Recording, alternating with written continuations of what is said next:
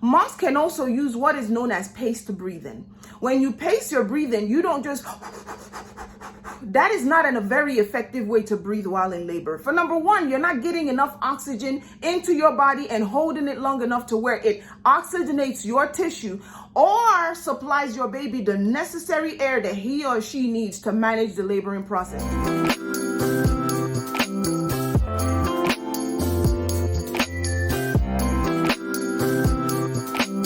Hello moms and dads, and welcome back to Nurse Onyi Teaches. My name is Onyi, and today I will be discussing how women can manage pain while they give birth to their babies.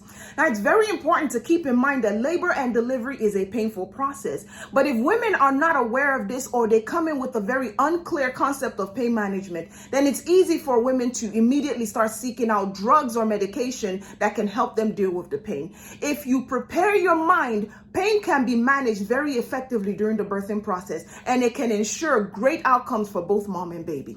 Today, I will be discussing two general ways that women can deal with pain as they give birth, and that includes pharmacological measures, which means a woman receives actual medicine, whether it be through the IV, through her spine, or oral, or different routes, or non-pharmacologic methods, which means a woman learns to manage her pain without the use of medication. And I will be starting with the non-pharmacological measures.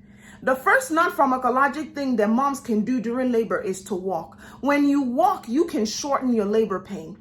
Walking allows gravity to work with your body and pull baby nicely into the birth canal. Walking can also help because as you walk, you can sway from side to side. And this helps to allow oxygen to flow to those tired muscles and joints and bones that tend to stiffen up while you are in bed. Now, some moms cannot get up and walk around, and that's understandable. But while you lay in that bed, make sure you shift from side to side. This will help you manage the pain by moving. When you lay on the muscle for too long, blood flow to that area is sort of hindered. So when you switch sides while you are in labor, you allow each side of you to get an equal exposure to oxygen, which can help your baby, help your laboring process, and get things moving along.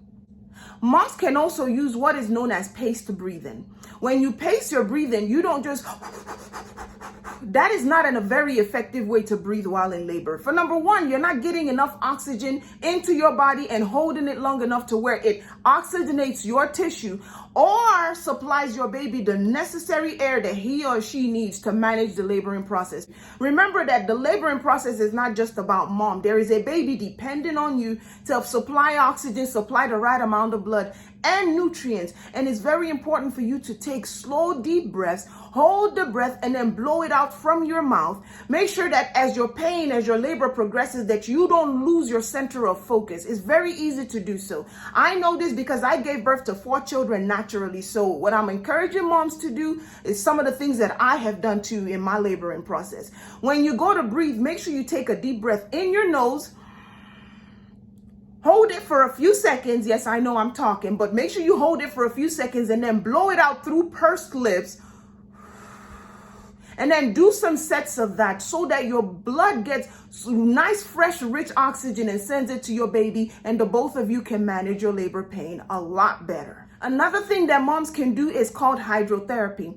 Hydrotherapy involves taking a shower or taking a bath. Now, while you take this bath, make sure the water is warm, not hot. Hot water can still cause your heart rate to go up too high, and it can also kind of cause your baby to become overheated. So you want to keep the water nice and temperate. And as that water begins to wash over you or you soak in it, it can ease all the tension in your muscles. It can help to reduce your pain. And because water tends to reduce sensation, it's a great way for women to manage their labor pain. Now, with moms who are unable to go and stand and take a shower or get into a tub just because maybe you give birth in a hospital that does not offer those features, you can use a warm blanket. Warm blankets work much the same like a warm shower. Once you apply it, it helps to relieve the coldness and stiffness in the muscles that accompany being cold while you are laboring. It can also help to ease pain and tension by washing over a woman or dilating your blood vessels so that your blood is flowing effectively, making sure that you and baby are receiving the right amount of oxygen so that you can handle labor pain very effectively.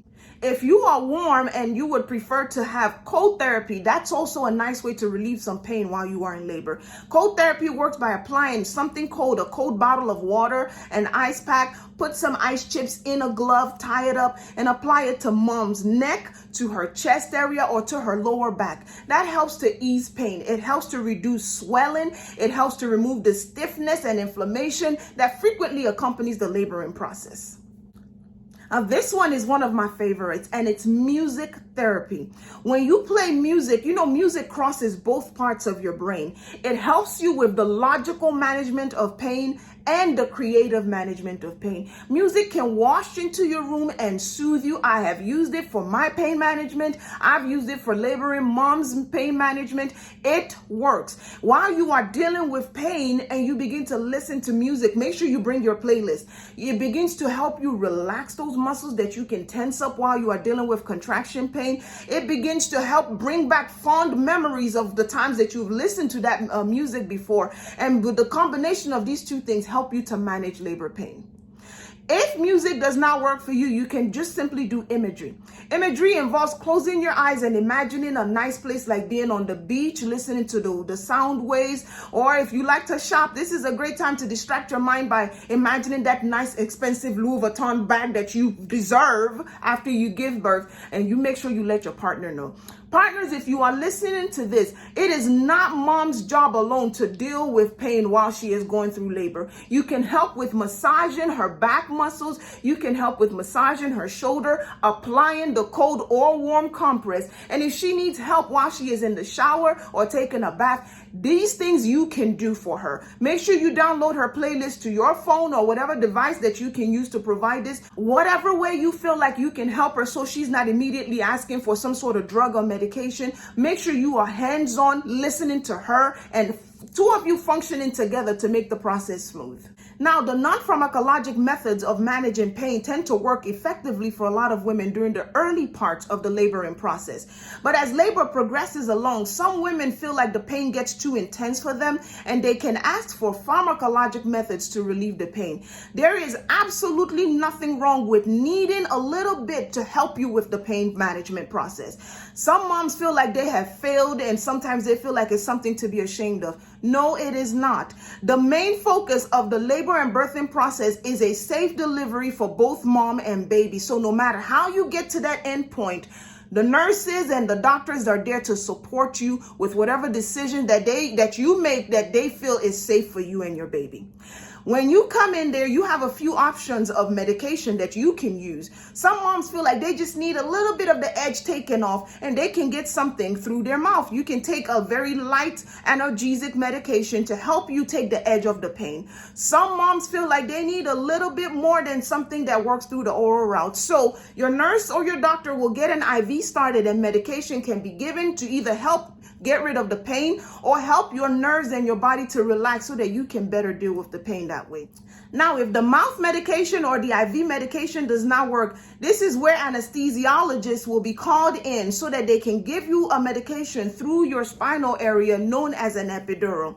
An epidural is a fantastic way for moms to manage pain while they are giving birth because it helps to take the edge of the pain so that a woman can enjoy the birthing process. An epidural is usually inserted through the lower part of your back, and then your breathing, your heart rate, and things are monitored through the entire process. Some women will get what is known as a patient control button so that if they need just a little bit more than the steady flow rate of their epidural, they can press that little button and give themselves just a little bit more. Now, a lot of women, especially in cases of emergencies, don't get to choose at all how they're going to manage their pain. In the case of an emergency, general anesthesia will be used. General anesthesia works to get mom sleeping very quickly so that interventions can be done and get mom and baby into a safe space. Baby can be delivered. Maybe something like the baby's heart rate dipped, or, mom's not tolerating labor very well, or the doctor pretty much says, hey, we need to get in here and do something to make sure that the outcome is good for mom and baby. Whatever the choice is, a general anesthesia is usually applied so that the medical team can work very quickly. And then when you wake up, you can bond with your baby. Keep in mind that a lot of medications used during the laboring process can indeed cross the placenta and get to your baby. And this medication can affect how your baby breathes, how your baby responds to the laboring process, and how your baby responds after he or she is born. The closer you get to birth, the less your doctors will be willing to start some heavy medications because it can truly suppress the way your baby breathes. So keep this in mind as you choose which option works for you and your family during the birth of your baby. If you need any more information on how to manage pain during the birthing process, make sure you reach out to your healthcare provider or check in your local area to see if they offer birthing classes. Those classes are great resources to teach women how to manage the pain that typically follows the laboring process. And women who attend these classes or watch online and learn different things can usually go into labor with their mindsets ready to deal with the pain, and they tend to have better outcomes. Now, if you have learned something in the content of this video, make sure you like the video. Do not fail to subscribe and turn on your notification bell so that you are made aware of every time I upload a video. And then share this with somebody who you know may benefit from it. Come along with me as we build this community of learners. I wish you a safe, healthy delivery, and until the next time, be blessed.